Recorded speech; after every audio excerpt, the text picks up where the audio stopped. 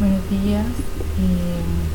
Esta unidad se llama Stock Market Vocabulary dentro de la clase de Business English en nivel Advanced.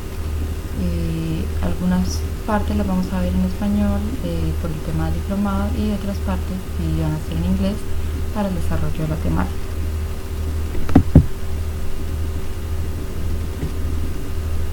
El índice, primero, la introducción, que es la que les voy a dar a continuación, el propósito educativo, el desarrollo del tema, la incorporación de la realidad aumentada, que lo vamos a ver en los videos en algunas de las palabras, conclusiones enfocadas en la realidad aumentada, la bibliografía y los créditos.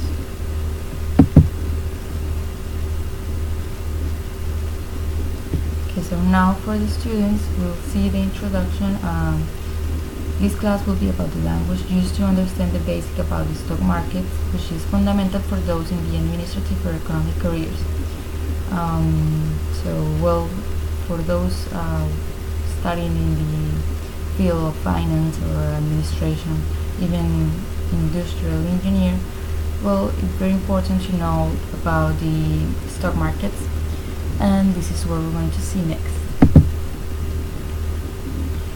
So the educational purpose, the purpose of this video is to get the students to understand the basic terms related to the stock market, because it's sure that they will come across with this subject at some point of their life, and given the global character it has, it will be very helpful to have full knowledge of it in the language of business, which we all know is the English.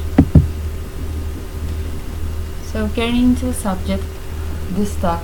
The stock is the capital raised by a company or corporation through the issue and subscription of shares. So when a company needs money, they go public and they subscribe their shares, their company, and they start issuing stocks, which people buy and they get the money. So for example, this is a sentence that I'll show you how to use the word. The company will issue stock and stop being private. The second word is to trade. To trade, this is a verb, is the action of buying and selling goods and services.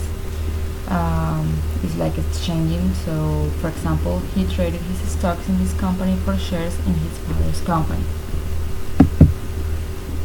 So in this slide, we're going to see a video with the reality. Okay, let's start with the words. The stock market.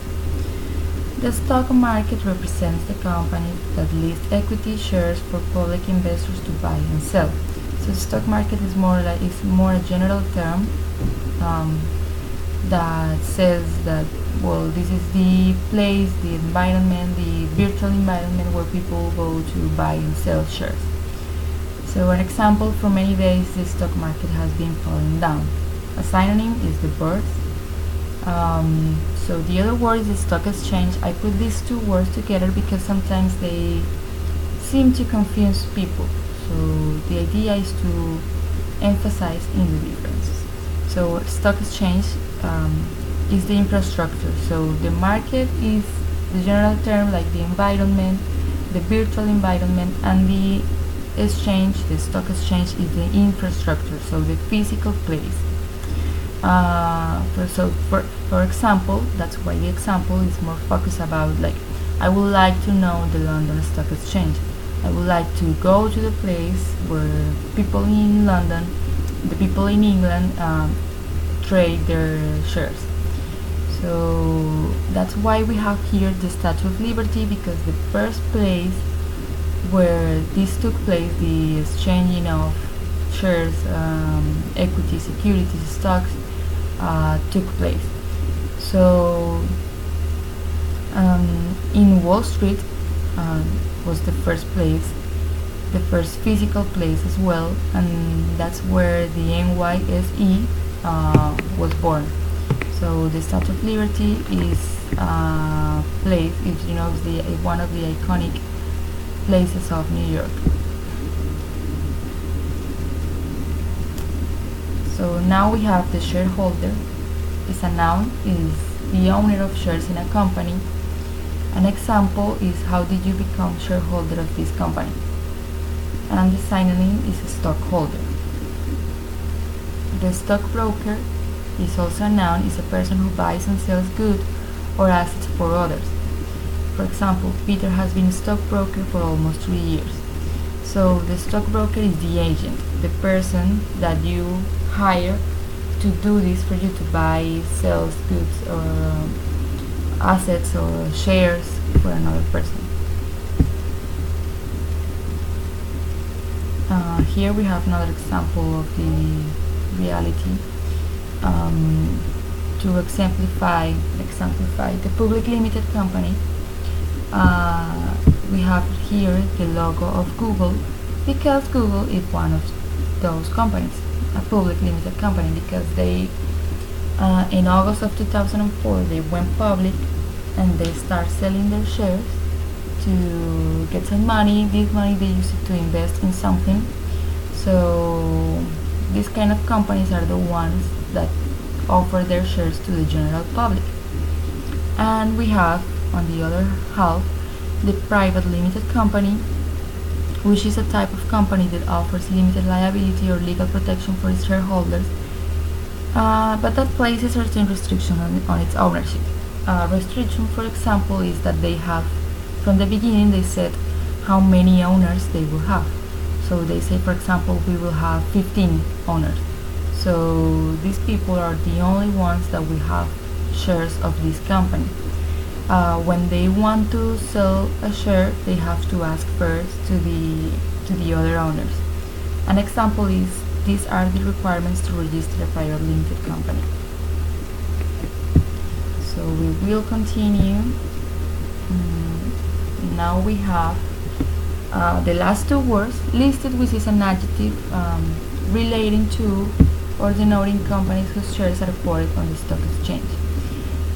So listed is basically the companies that go public, they listed their shares.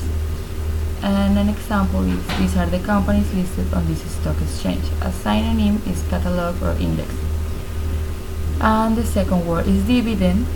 I think if you are in an administrative career or economic career, anything related to finance, you will know that a dividend is a sum of money paid regularly by a company to its shareholders out of its profit.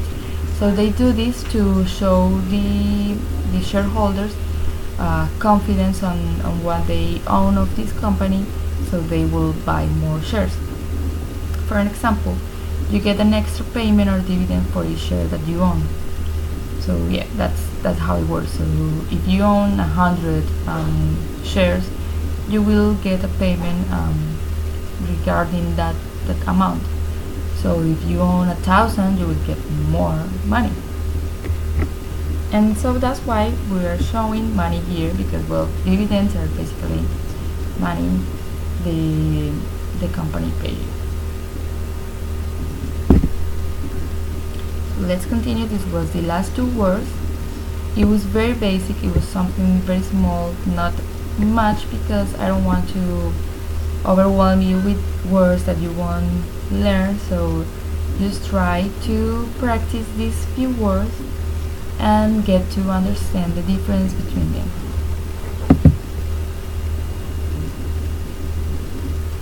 Bueno, la conclusión con la realidad aumentada es que permite hacer énfasis en ciertos temas mediante la proyección de objetos en 3D, y esto pues permite ejemplificar. De igual forma hace las clases que son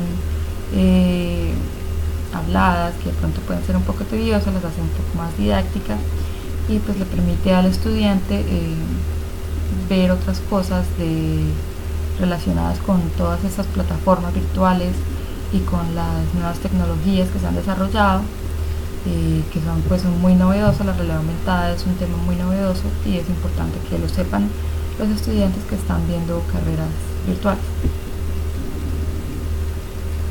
La bibliografía, Business Dictionary, tomado de internet y bueno, creado por Daniela Santiago Forero. Muchas gracias, compañeros, por ver este video, y pues agradezco sus comentarios o aportes a este trabajo.